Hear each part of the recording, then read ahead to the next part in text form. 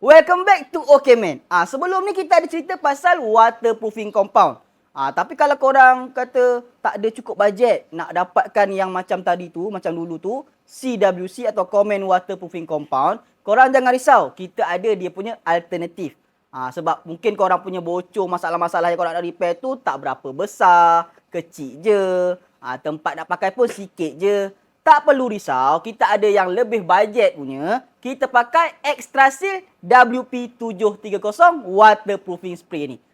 Dia adalah satu waterproofing spray yang korang boleh pakai dekat pelbagai jenis permukaan. Dekat paip, dekat besi, dekat permukaan getah, dekat bumbung, metal deck, zinc, asbestos, semua boleh pakai. Dan keistimewaan WP730 ni, dia cepat kering. Jadi korang tak memerlukan masa yang lama. Lepas tu dia ada strong adhesion. Dia melekat kuat dan dia ada ketahanan yang tinggi.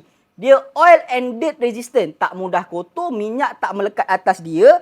Dan juga dia ada high pressure resistant. Jadi kalau korang pakai dekat tempat-tempat macam pesam penyambungan paip, kalau ada tekanan yang lebih sikit pun tak jadi masalah sebab dia ada high pressure resistant. Dia tahan terhadap tekanan. Kita punya spray WP730 ni. 3 color, putih, kelabu dan juga warna clear.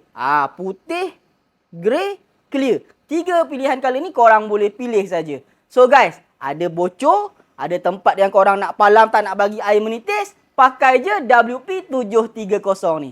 Tadi tak tahu, sekarang dah tahu. Terima kasih. Roger.